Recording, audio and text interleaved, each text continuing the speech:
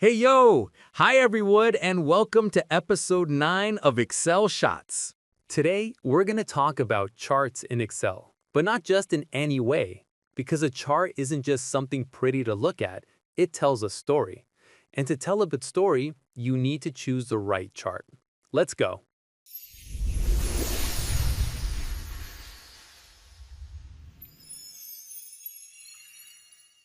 So, how do you pick the right chart to present your data?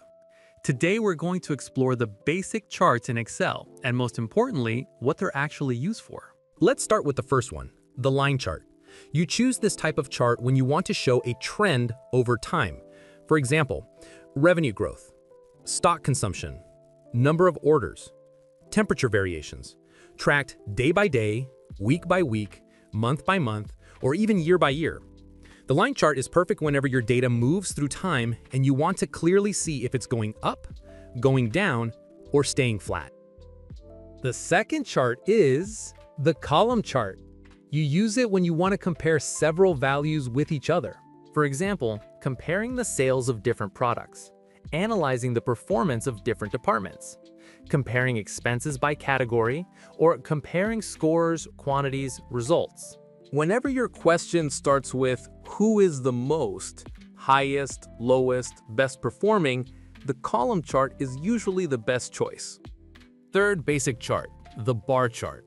You use it especially when you have lots of categories or when the names are too long to fit nicely under a column chart. A list of suppliers or clients with very long names, a comparison of 15 to 20 items, a ranking from best to worst, or the opposite. Horizontal bars tell a simple message. Here's a readable ranking without a stiff neck. It's like a column chart, but much more practical for long lists.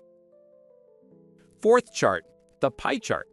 You use it only when you want to show a distribution between 4 or 5 categories maximum.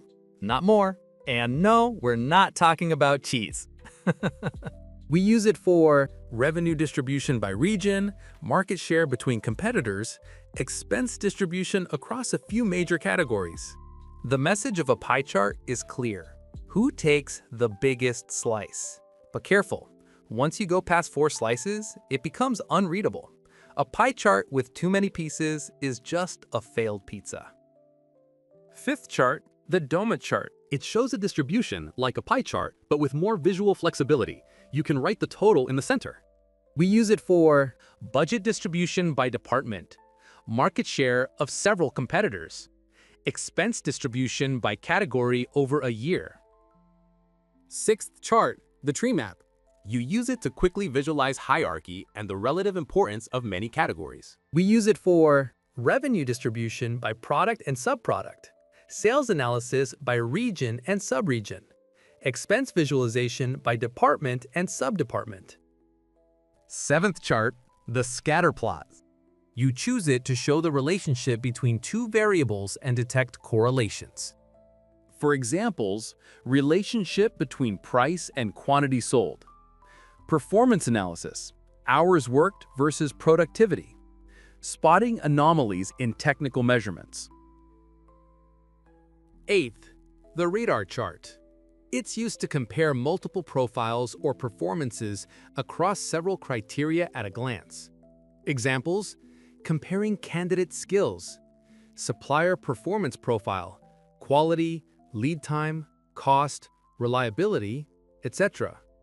Product analysis across several attributes like price, battery life, durability. Finally, the combo chart. You use it when you need to tell 2 different stories in the same chart.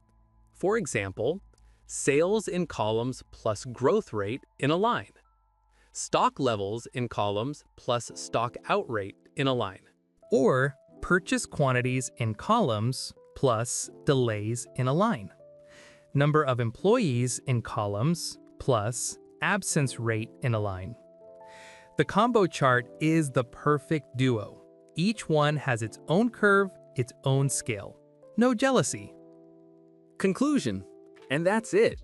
Of course, Excel offers tons of other chart types, but today we covered the essentials, the ones that already allow you to present your data clearly, smartly, and effectively.